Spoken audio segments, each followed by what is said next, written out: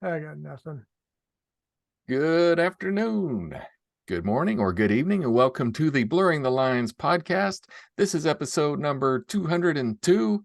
If you can't believe you missed episode 200, you're going to have to go back and listen. We had a good episode last week on AI that seems to be pretty popular. So thank you, listeners. But anyway, I am your host, Adam Bell, and joining me as always is my co-host, Peter Nikolaidis. How you doing, Peter?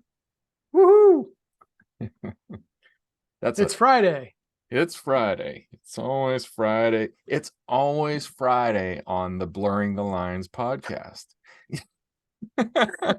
Yeah, so we say good afternoon, good evening, etc. We don't know where you are, but here it's Friday. Yeah, here it's Friday. Yeah, that seems accurate. So what's going on in your neck of the woods? Oh, we're finally getting a little bit of a cold snap. Well, we had a freeze while we were in Miami. So we didn't miss that. We did miss that, but we didn't miss that. But Wouldn't now, say I was missing it, Bob. yeah. So we're getting a little cooler here now, but it's still really pleasant for November, mid-November. Okay. We had our I guess it was this past week, we had our warmest week on record. It was like 84 degrees in November. I am not happy with warmest week on records. It used to be, oh, that's kind of neat, and now it's like, yeah, we're all gonna die. We are all gonna die. Yeah, some of us sooner than others. I can't even believe I'm gonna talk about the thing that I bought that was nifty. Not as nifty as it once was. Nope.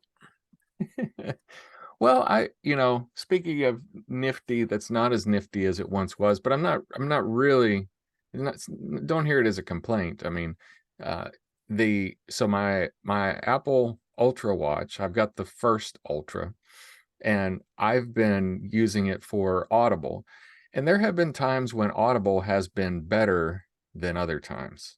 Yes. And right now it's in one of those worst times. To a degree, I had to figure out how it operated, how the app operated, Right. and how to best use it. And so it will stream and download. It doesn't really give you an option to just download. Like with my phone, the phone app, I go and I say download, and then it downloads the Audible book that I'm reading. And so it's on the phone. It's just there. Now with the Apple Watch, I don't have that kind of control. If I want to absolutely have a episode downloaded, I have to open the app. I have to be somewhere where it's going to get it fast, either on 5G or in my Wi-Fi. And I have to kind of keep the app open and kind of play with it and watch the download until it completes. If I do that, I can consistently listen to that book. Got it. But if you don't watch it, the download doesn't complete. It doesn't complete.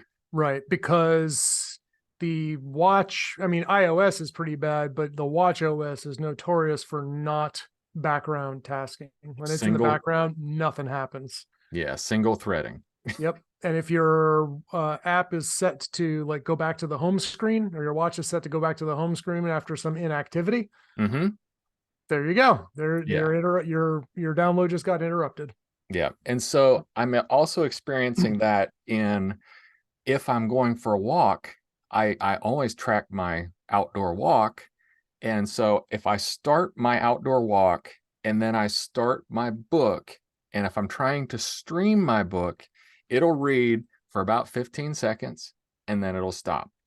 And when I open it back up, it's back on the walking. It's going back to my exercise thing. And so I flip it back to the Audible, hit it again, and the bummer is it starts where it did 15 seconds. So you listen to the same clip 3 times, and that kind of irritates you.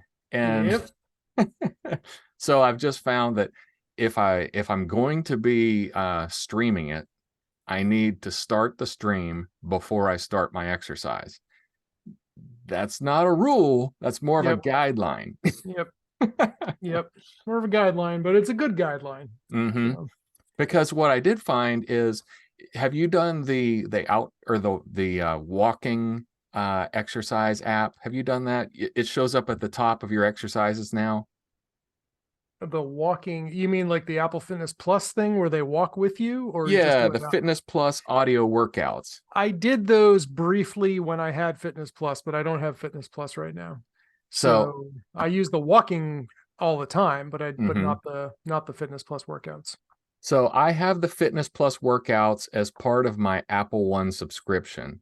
I didn't really want to buy an Apple One subscription, but I could get it for my family, and my family likes music, and I like music, and uh, my wife wants music, and Apple Music is pretty comprehensive. It's not, I mean, no provider out there is 100% comprehensive of everything, but Apple's pretty good on the music, and I share it with my family. And the cheapest way to do that was the Apple One. Apple One. Yep. And so that included Fitness Free. Yep. But at the top, when you have Fitness Plus, you have the Fitness Plus audio workouts. And if you click on it, it is somebody that is inspirational, that Yep. they've done some things in their lives or Yep. overcome some things. And it's meant to be a walk. Yep. You walk and listen to them talk, and they're supposedly walking too. You hear crunching in the background like they're walking. But I mean, I think they really are walking, but they could be just storyboarding that. But but either way, it is kind of fun, and that never fails. And Okay. I have never downloaded or streamed or chosen any part of that. Of course not, because that's an Apple product. Yes, Oh, it just and that's not, I mean, this is something Scott would love to, friend of the show, Scott Wilsey. Hello, Scott. Say hi, hey Scott. Scott. He's not actually listening right now, but Hi he will be. Scott. He would love to talk about that because that was a well-known thing and a thorn in the side of third-party developers, where them third-party developers using like iCloud functions would tell you and swear that their access to iCloud storage and other Apple APIs and stuff is not the same as what Apple has. Oh You no, know, you get the exact same thing as we provide our in-house. You're getting the same tools, Peter. uh-huh. And and that's not uncommon. Microsoft was accused of that stuff, kind of stuff back in the day too, where they didn't have third-party developers didn't have the same, like hook API hooks and views into the operating systems. And then I think it was Mark Russinovich come along with, Win internals and just blew that out of the water. And then the next thing you know, he's a high-level executive in Microsoft. So maybe that's what we need. Marco Arment needs to become a high-level executive at Apple, clean Hmm. that up, clean up their developer shop. Well, I'm sure I haven't tried this. Maybe I will, just to give it a trial, but I bet if I were listening to my books on Apple's platform, Yep. that I would have almost zero flaw. Absolutely. Now, and the other thing too is like I would love to point the finger at Amazon for this, but Audible, they've been around the block for a while. Hmm. Like I remember buying Audible like in the 90s, I think. Like I think I had, if I remember correctly, I think I had an Audible app on my Palm Pilot or maybe Huh. my Palm Trio, right? Maybe I'm thinking of something else, but I remember buying, I think the first audio book I ever bought, I think was The Strange Case of Dr. Jekyll and Mr. Hyde. So, and I remember buying it and I remember trying to find it again a few years ago and I was not able to like locate my original purchase. But Wow. Audible's been around a while. It was founded in 1995 and went So public in 1999. there you go. And when Wow. did Amazon acquire them? It didn't say that at the quick hit. Okay. Well, anyway, my point is that you'd think that they would be cranking out some good code. They've been around that long. Then again, Microsoft has been around that long too. So, Yeah. I kind of don't, because it works perfectly on my phone. I yeah, have so little problems with it on my phone. yep, Um, so I kind of think it's just the way that it hooks with Apple, and some of the watch stuff is janky. Hydrate, that app, I still it doesn't operate properly unless it's connected to Bluetooth on the phone. If I get out of range of So my weird. phone, yeah, Hydrate doesn't work anymore. I don't use that app anymore. I think I told you that I just replaced it with a couple of shortcuts that I wrote. Mm-hmm. And I just have an automation now where it runs, I think every 2 hours or so between like 8 and 4 or something to tell me to drink water. And it tells me Mm-hmm. how much I've drunk. And then I just made a shortcut. So I say, hey, Dingus, I drank water. It asks how many ounces. I tell it, and and I'm done. Yeah. On that note, it's interesting that you would mention hydrate and hydration. I have, for the longest time, had to get up in the middle of the night to use the restroom multiple times. And I've been hearing recently that getting up once in the middle of the night is normal, maybe twice. If I would only get up twice in the middle of the night, that's a win for me. Wow, Mr. Depending on how Pipe. much I drink, I would, could wake up like every 2 hours. And I had tried not drinking like up to like 5 hours before bedtime and still getting up in the middle of the night multiple times. Recently heard a short brief by Andrew Huberman, who's a popular doctor and health optimization guy. He's in the same circles with Peter Attia, and he's been on. I think pretty sure he's been on Tim Ferriss. If not, his colleagues have. So pretty popular name now. Mm-hmm. Um, and he did a thing, and he cited some studies that showed it's not the number of hours before bedtime that's important. It's the number of hours after you wake up. So you want to be doing most of your drinking within 10 hours of waking, because that's when the kidney is doing most of its work. So what I've been trying to do is chug all of my water on most days before 4 o'clock in the Mm-hmm. afternoon. Taking a big chug of water right now because that 4 o'clock is coming up here on the Eastern time. So the idea is that the kidney is going to do all of its, the main work during the first 10 hours of the day. Mm-hmm. And I've tried it for a few nights now, and it is making a difference. The first night, I swear, I was just, after years and years of this, of just being conditioned, I was waking up in the middle of the night for no reason. Mm-hmm. And it's like, oh, time to go use the restroom. Nope, don't have to. So, but last night, I think I woke up once and that was it. And Uh-huh. honestly, I don't remember the last time that's happened. It's happened like maybe twice in the last couple of years. I think like after the night after my first marathon, maybe I woke up one time in the Mm-hmm. middle of the night. But I am trying my darndest to be able to sleep through the night. And so between needing to use the bathroom, late onset insomnia, which is something I go through bits and fits and spurts through every Mm-hmm. couple of years. I'll have or several months. It'll just last.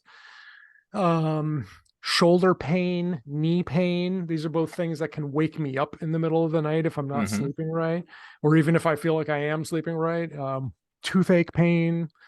So with all this stuff, I'm fighting this, trying to, and I'm also trying to stay away from like hardcore Ambien or Xanax or whatever. I don't even know like what people take for like real sleeping, What medicines and problems? stuff. Yeah.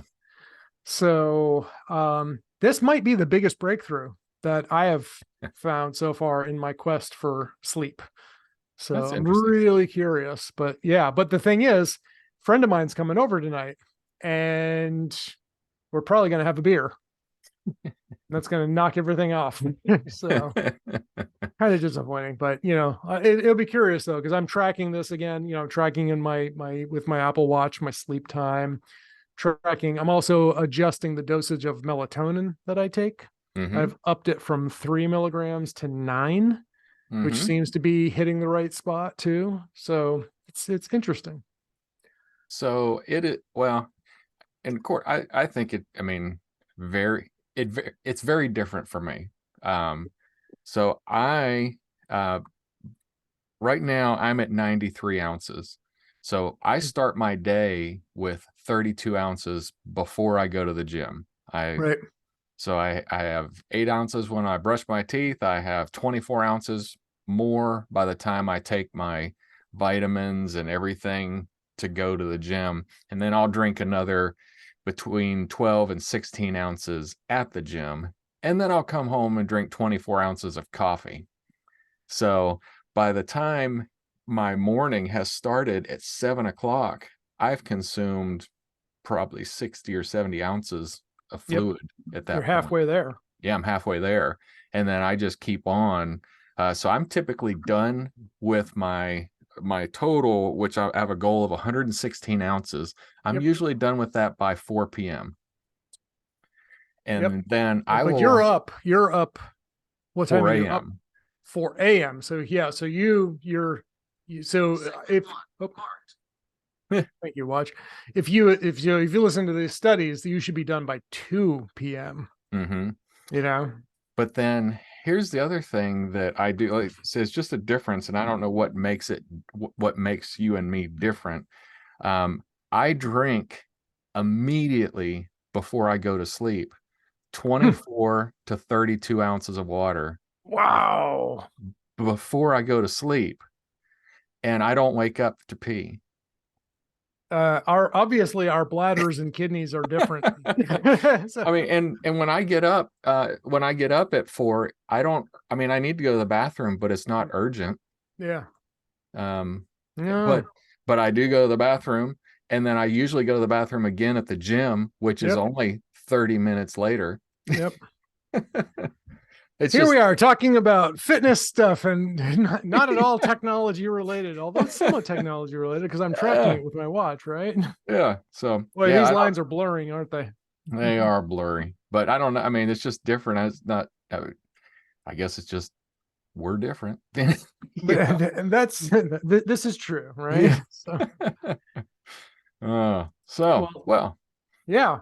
So okay, kidney function, talking about that. I mean, that's health. That's kind of important. And given it is especially my important. hereditary family history of kidney stones Have and you ever stuff, had a kidney stone? I had them twice. Twice. And that's when I learned my lesson about hydration. Mm-hmm. So the first time I had it, I had no idea. The second time I was like, okay, I'll drink more. Okay, I learned my lesson. Mm-hmm. My dad has had them like 10 times. Yeah. Never My learned his lesson. my dad's the same way. He's had them a lot. I don't even know how many times he's had them. He's gotten to where he's just used to the procedure. Goes in, they blow him Oh, up, and then he pees them out, and yeah, you yeah, know yeah, the yeah, yeah, yeah. I plan to not go through that again. So I yeah. was just like, I learned the fix. I just didn't realize, like, I thought I was drinking enough, Mm-hmm. but then I was told, like, no, you need like at least 8 glasses. Okay, well, 8 glasses, that's 64 ounces. Most days I'm drinking twice that. Mm-hmm. So yeah, there you go. Yeah. Yeah. I'm grateful that has not been a thing for me. So let's talk about music. All right, music. So, I don't know if you what do they call it? It's an ear bug, when you get a song in your head and it just sticks there.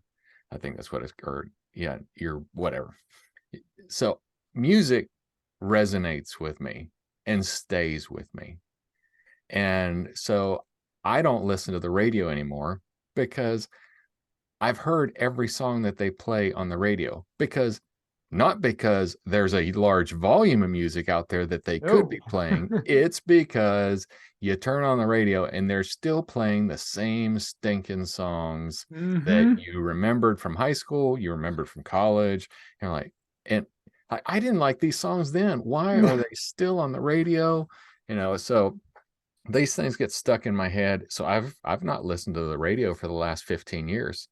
And I have not missed it until recently. I've just been following, on YouTube. I paid for YouTube Premiere, and there's a lot of music that's showing up that I've never heard the artists. Well, I've Mm-hmm. heard of the artists and I've heard some of their music, but they have such a larger live performance repertoire of music Yep. that has never been heard because we don't hear it on the radio. Yep. Uh, a case in point for me was Joss Stone. I don't. Okay. She's an English singer, and she sang some pop song, like 10 years ago, 12 years ago. And I was like, oh yeah, she's pretty good, but I never listened to any of her other music. And I just happened to come across some, or while I was in YouTube, and she is a fantastic singer.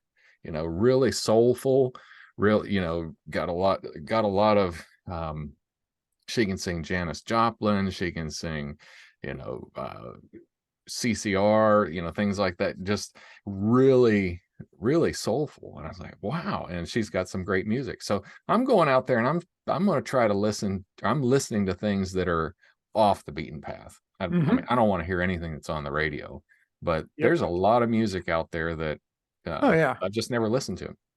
Yeah. Well, I did. So I generally don't listen to the radio. I can tell you, I do remember the last time I listened to the radio, and that was this morning.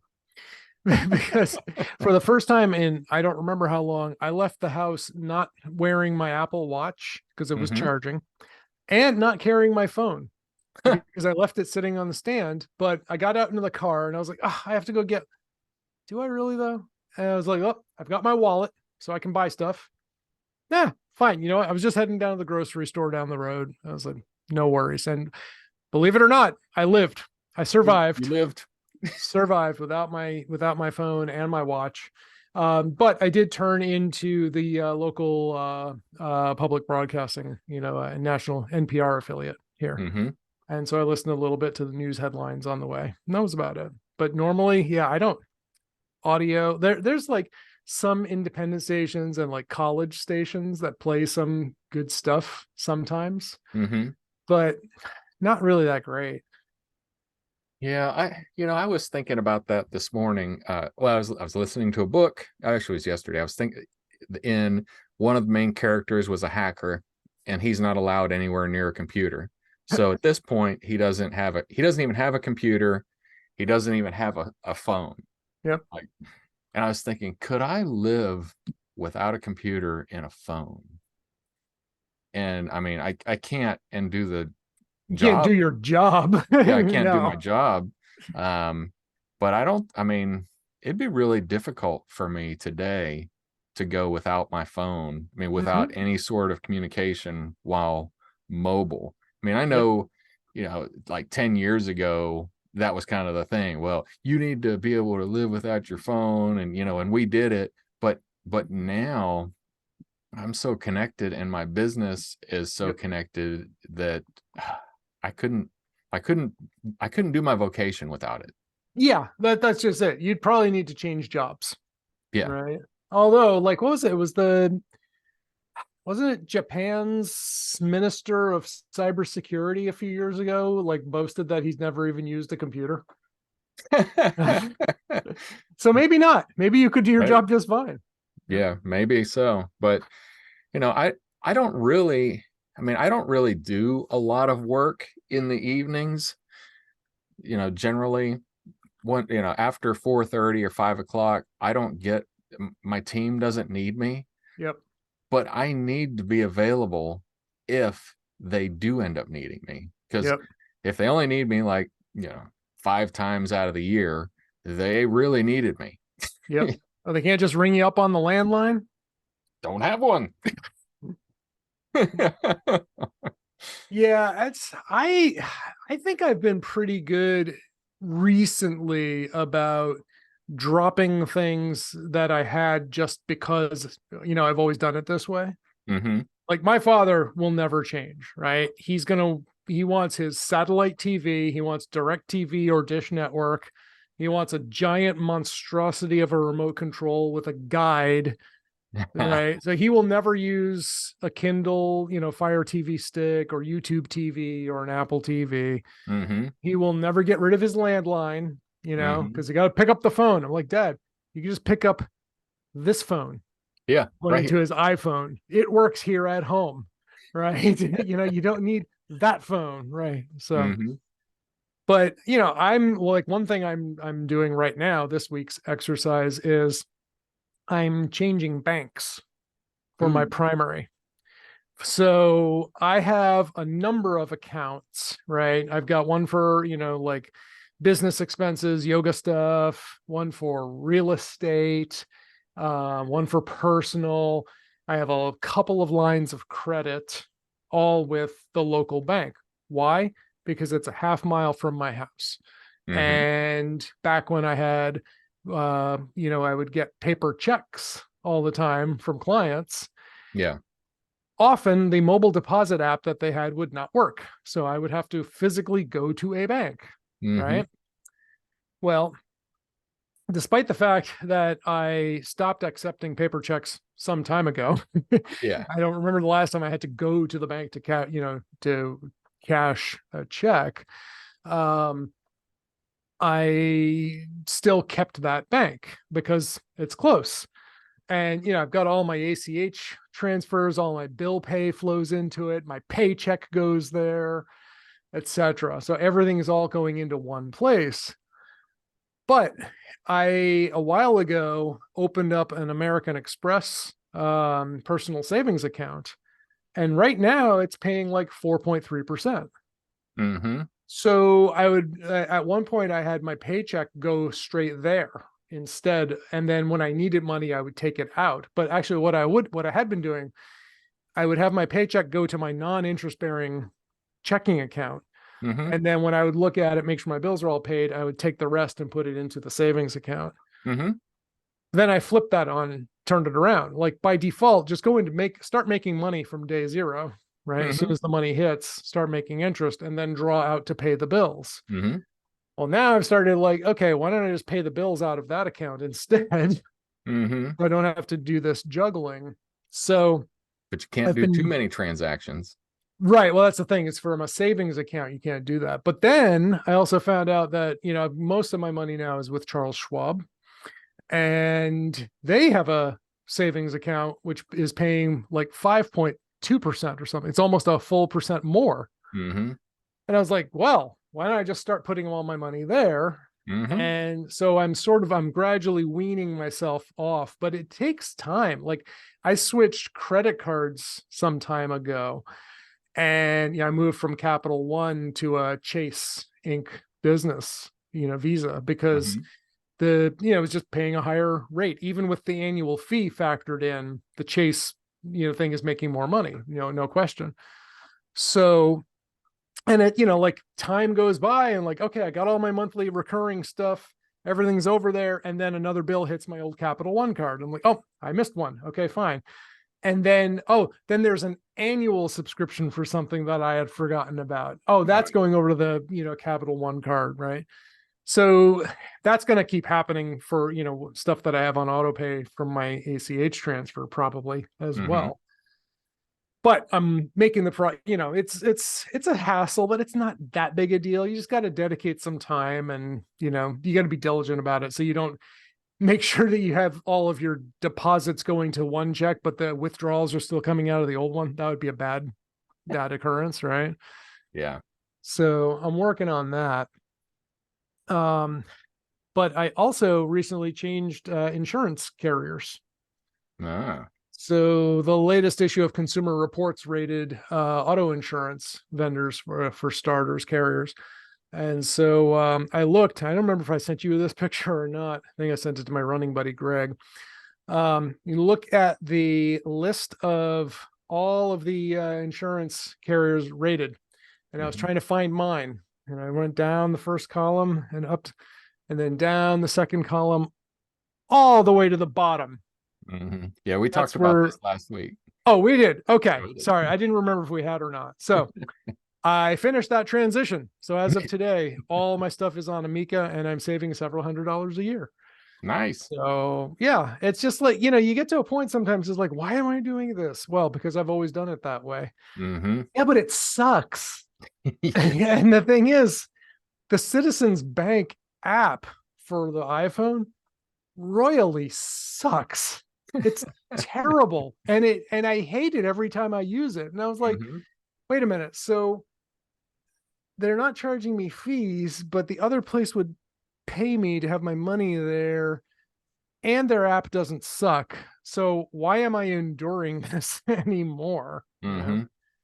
Well, So you're talking about the making account changes. So we've had a home equity line of credit on our mhm. house for years.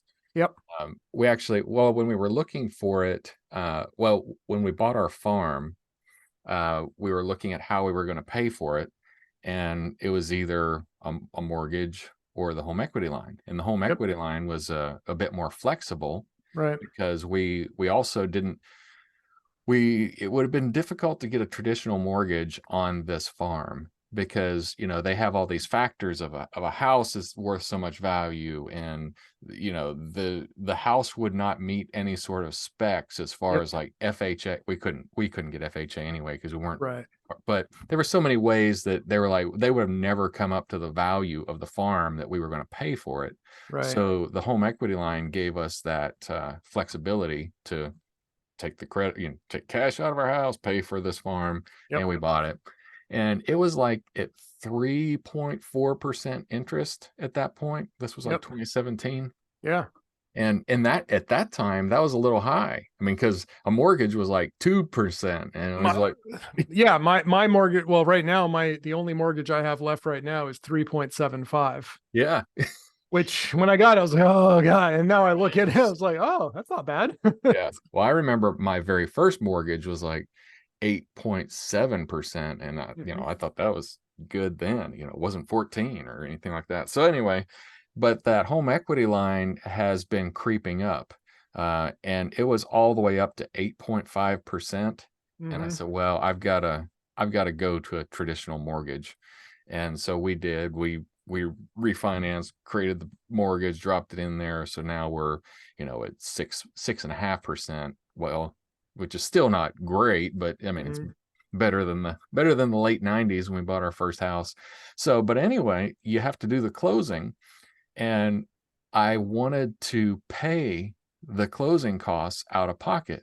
I don't want to finance the Right. closing costs over the life of the loan. Why not pay more? Pay more. So they're like, well, people don't typically do that. I'm like, I don't care what other people do. I want to pay the closing costs. I don't want to finance the closing costs. Yep. Okay. Well, you'll have to bring it in to the title company in closing. I'm like, okay. Um, can I bring cash? Like, no, we don't take cash. Like, we don't take checks. I said, no, I mean cash, like money, real money. Can I bring Real in money, money? cash money. Cash money. Can I bring money? Well, I don't think so. She didn't even know. It's like, I don't think so. I said, well, she said, we can do a wire transfer. And I said, well, can you take a cashier's check? Well, I don't know. I'll have to get back to you. This is the closing company. I mean, this is like asking me, They don't can know. you guys install antivirus?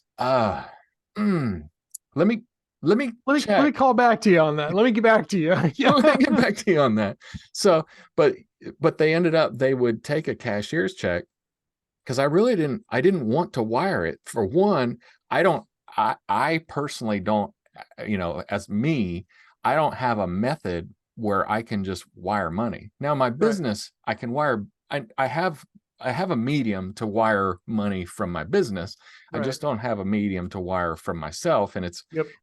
because it's a closing, it has to come from me, not my business. I mean, Right.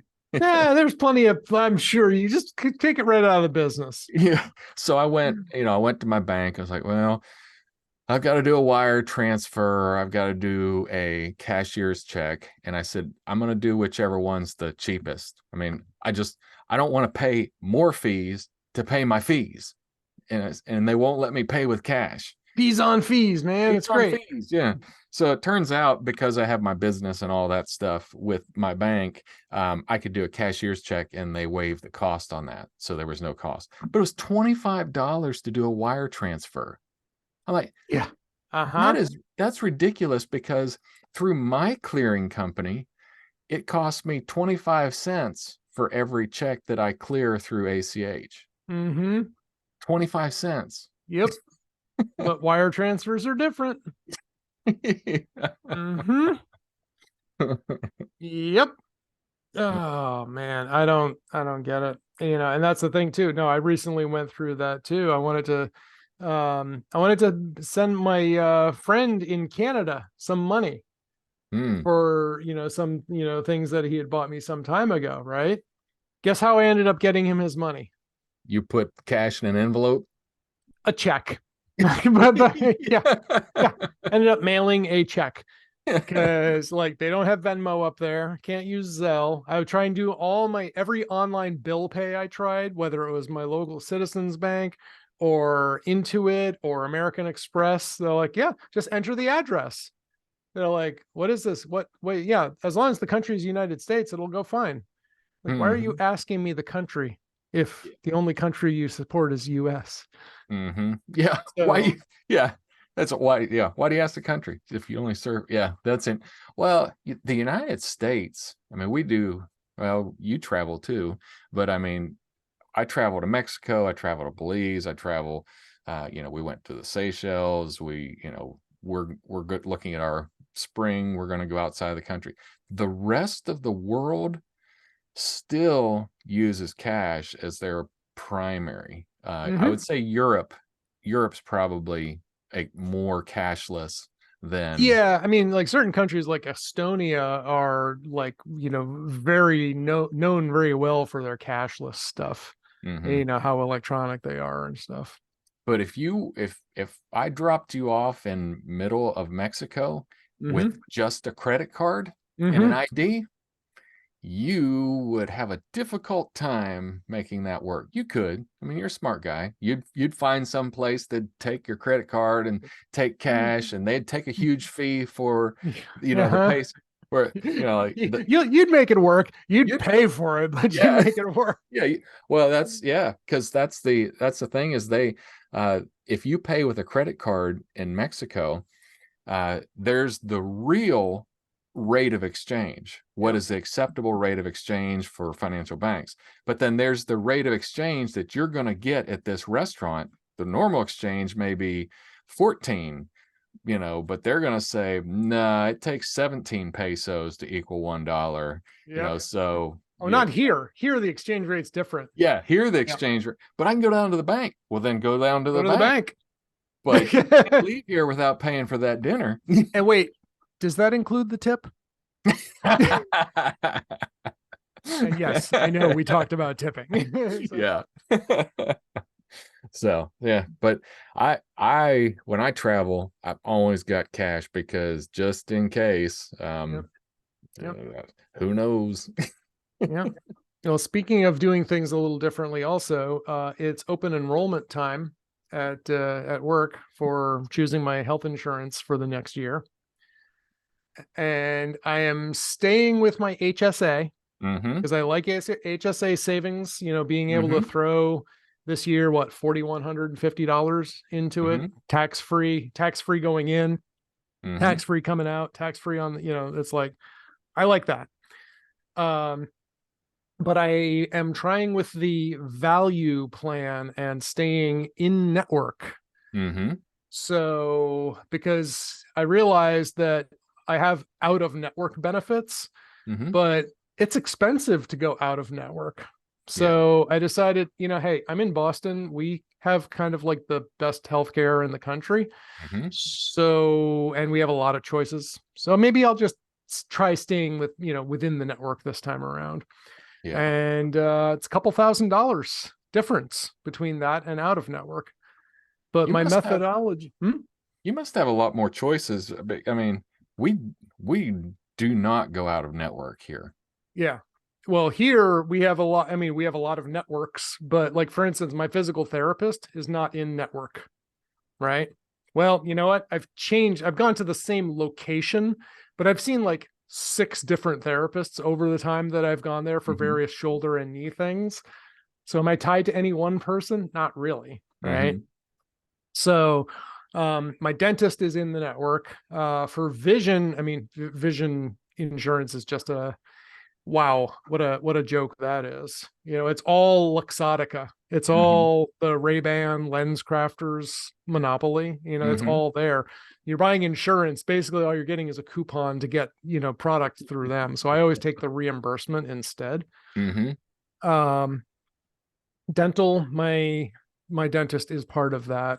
So I was like, you know what? I'll just say my PCP, Mass General, they're part of this network. They take Cigna, they're in network. So I figure that's where I'll go. And if I need specialists or whatever down in the Boston area, Hmm. probably gonna have an okay time finding them down Yeah. here. So, but the way I looked at it was how much do I get to save? And then what is my maximum out of pocket going to be? Give me Hmm. all the deductibles, give me all the premiums, maximum, and just give me that number. I don't care how much my copay visit. I'm just assuming now, given my age and my activity levels, I'm going to hit the maximum. So every year, what's it going to cost me? Hmm. And for now, it's something like $8,000 as opposed to 10,000 this year. Hmm. So I was like, you know what? I'll take the eight. Give me that, because I'm also able to save like over 4,000 tax free as opposed to going with a flexible savings account. Hmm. The FSA, which I could experiment with that, but I just really like the idea of being able to save 4,000 now, Hmm. even if I spend another 4,000, or whatever, because that 4,000 now in 10 years, I'm banking on that being worth a lot more, you know. Hmm. So we'll see. I'll get back to you in about 10 years and let you know how that worked out. Yeah. Well, this year has been expensive for us because with my wife and she broke her arm. Well, I say it's expensive for us. We've depleted a lot of our HSA on that. I mean, Right. like it wasn't out of pocket, but it was our money. Right. So when you have expenses in healthcare, do you always go to the HSA? Because I'm inclined, Always. yeah, see, I am always inclined to pay out of pocket and leave the HSA there making money. Well, I have investment engines that are making more money than my HSA. There you go. See, Yeah. for me, it's not an intellectual thing. For Yep. me, it's an emotional thing. Yep. I want to know that I have money for healthcare. Yep. I don't care if it earns one penny. I just Yep. don't want it to lose one penny. I want it, the money that I put in the HSA, I want it to be there and I want it to be there for medical. I don't want to invest it. I don't want to Yep. take any chances with it. I just want it there for medical. Now, my investment accounts, like I said, it's not, I mean, you could give me all kinds of reasons why I should. And I'm like, well, it's okay. It's okay. We can still be friends. How come you and Adam, whatever happened? We had a little bit of a falling out. Why? Well, he insisted on taking money out of his HSA. Yeah. Uh-huh. Uh-huh. I guess your relationship wasn't as meaningful as you thought it was. Wait, are you saying you take money out of your HSA? Yeah. Well, I have mine set up though, like, it's in a like a target date fund. So, Mm, which is, performing pretty well, right? mhm. Not it's not a top performer, but it's also not just like a, 3% or 1% savings account either. So, Yeah. Yeah. Cool. All right. So then, well, when we were talking about music, just kind of a back quick, I wish that I had gotten to see Prince live. yeah. I never saw him live. I really don't like going to big concerts, Yeah. and he typically did really big concerts, but I would have loved to seen him do something like the Ryman Auditorium in Nashville where it's a more intimate setting, I don't know how many people are in there, but you have the bottom row and you have the top row, and it's really set up like a church. You're on church pews. And if he were to yell from the stage without a mic, you would clearly be able to see him yell. You could hear him sing, you could see him sing Yep. from that venue. But I mean, he was an amazing musician. Just, Hmm. I mean, So like I said, I wish I'd seen him live, but I wouldn't have wanted to go to any of his concerts because I just don't like concerts. But I like live Yeah. performances that are intimate. If you can I think you can still get the recording. See if you can find the recording of him when he performed at the Super Bowl. Yeah, I saw that one. I didn't watch it, but I saw that one. But Yeah. I watched him do uh Purple Rain Yep. in 1985. Oh wow. Yeah, and it was pretty good. I mean, it was definitely different. I mean, that was when he was with the Revolution and everything. So it Yep. was, but then I also watched him do play that funky music. He was starting a concert, and I mean, he just like came out of the stage, grabbed his guitar, and I mean, and they just rocked it. I mean, it was fantastic. Yeah. I wasn't really into live music when I was more into Prince.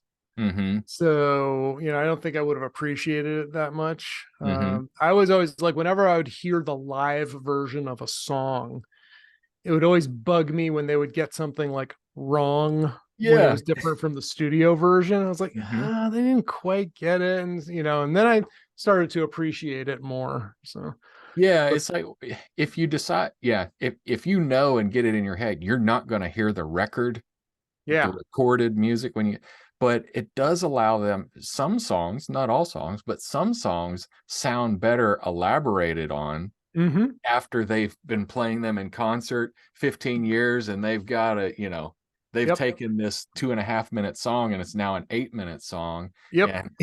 And and those are fun sometimes.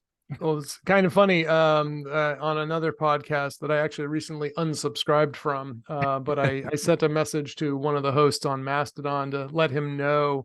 The question was, what songs can you think that sound better live than in studio?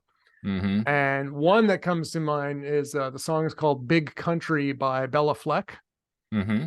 And the live version is just exponentially better than the studio. The studio version I listened to, it's like almost couldn't tell it's the same song. It's Yeah. just like it's good, but it's just kind of feels like almost like emotionless. It's just there's Mm-hmm. not a lot going on there. Yeah. And the live version is just so lively and vibrant. So Mm-hmm. that was my pick of the week there. Yeah. Well, I was kind of like I mentioned Joss Stone. So she did You Put a Spell on Me. I mean, and she sang it, she sang that song, but she sung it, in a way that's like, wow, this is really awesome. If you kind of look at like the Beatles sang A Little Help from My Friends. Yep. It was a marchy, campy song. Yep. What would you do if a song out too? Would you stand up? And then Joe Cocker, you know, Yep. sings He the he heck out of that transformed song. that. Yeah. Oh, absolutely. On the next next episode of Blurring the Lines, Adam and Peter do Beatles duets. Yes. It's going to be awful. Don't tune in. Yeah, tune out now. Yeah, tune out now. Don't even listen next week. Oh man. Oh, Did you have anything new or anything nifty for this week? I don't have anything nifty. I do have, well, no, nothing. I had a new nifty feature that I just realized a couple of days ago that Speechify does. Okay. Speechify can read my Kindle books. Nice. And, So okay. yeah, it integrates directly with Amazon right in the app. And Mm-hmm. I had seen that little icon before. I just never paid any attention to it until a couple of days ago. Mm-hmm. So that was kind of cool. I was like, all right, I think that's pretty neat. And it's not quite as good as an Audible, but it's definitely better. Most time, yeah, it's better than Alexa Mm-hmm. reading it. Any of the Alexa voices. Yeah. So I like it. Listen to having to have like Snoop Dogg read a book. So See, it's I would like, entertaining. I mean, one of the things that I do like Audible when it has the narration that spans across. You read the book, you listen Yeah, to it, and it'll, it keeps track of all. I'm forgetting the name of that, what it's called, unlimited, but I can't. Kindle Unlimited. Whisper. Whisper. Okay, Kinder yeah. Whisper. Whisper Sync. whisper sync. It Yep. keeps all those things in sync. Yep. So that would be pretty cool to listen to it, to read it on Spotify, and then be able to go back and go read it. So it kind of does that too. Because I don't know, I've had a hard time lately finding reading books that have really been engaging to me. I've been on a dry spell. I mean, I still read, but they're not engaging to me. So I go through them pretty slowly when I'm not interested in them. Hmm. So Yeah. Yeah. Well, I mean, that's the thing. It's like you go through slowly because you're not interested. And as a result, you end up staying with it longer. And you're like, oh, how do I get out of this thing? yeah, I've just got to pound through this thing and be done. So real quick before I mean, we're running out of time, but so at our lavender farm, we have got the root rot. The what? Root rot. Root rot. Now, when I Root first saw that, I thought that that was some kind of hack or exploit or something. No, so there are only a couple of things that kill lavender. Uh, One is obviously Kryptonite. kryptonite, obviously kryptonite. But in the absence of kryptonite, the only thing that you can do to kill lavender is not put them in the right environment, meaning they don't get enough sunlight, they get too much water. Too much water will kill lavender because the roots have to dry. So they Yep. get wet, the rain's got to pass through. They got to get wet, the rain's got to pass through. They can't sit in water. And then there's a fungus that will kill lavender, and then there is a bug. So in Tennessee, the bug is not here. There's no bug in Tennessee that will eat lavender unless it just, decide some crazy bug decide to chew on it. But most bugs either live around lavender, but they don't eat it because lavender is in the mint family, and so Okay. it's astringent. So what the reason we like mint is technically an oil that's irritating your tongue. That's what makes the cool flavor. Is it's not really cool. It is an irritant that we like, kind of like pepper. Pepper's a poison. Pepper makes it hot, so you won't eat those plants. But Peter says, I'll eat you anyway, because I'm not susceptible to your poison. But I see you and raise you your pain. but so lavender can get this fungus, and it kills it. It rots the roots, it rots the plant. Yep. And our plants, which we had 2,000 of them, we're down to about 500 of them in this field. And they all produced this year. So we got lavender off of them, and then they promptly died. So at least we got lavender off of them this year. But we have sent off to the Tennessee Department of Agriculture soil samples and plant samples, and so we do have the fungus. And the dilemma now, so we have 2 fields, and our other field seems to be okay, but we do have some plants that are dead there. So we're going to go confirm. We're sending soil samples to the Tennessee Department of Agriculture to make sure that we do not have the fungus in that field, which is across a creek. So it would have had to have been transferred one way or another with tools or plants or whatever. But if we have the fungus in both fields, we are then in a dilemma. We have to either have plants that are fungus resistant, or we have to put down a fungicide that will beat this thing, if there is such a thing, or if it, we may have just been like, okay, well, we're out of business on the lavender, which would suck. We've kind of put a lot of investment in that property for lavender. And you want to, you would have to just adjust your target to attract more insects who are more irritated by the lavender. Doubly irritated. Yeah, doubly irritated, that eat fungus. Exactly. I'm not sure if there are any bugs that eat the fungus, but hopefully we'll have some sort of treatment if that's an option. Maybe with AI, we could come up with one. Yes, that's what I mean. I mean, that's the answer to everything, isn't it? It is the answer to everything these days. Oh, brother. Well, on that note, should we close this out? I think we should. All right. So you brought us in, so I'll take us out. All right.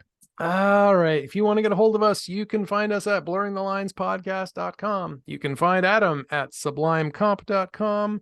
You can find him on rrlavender.com.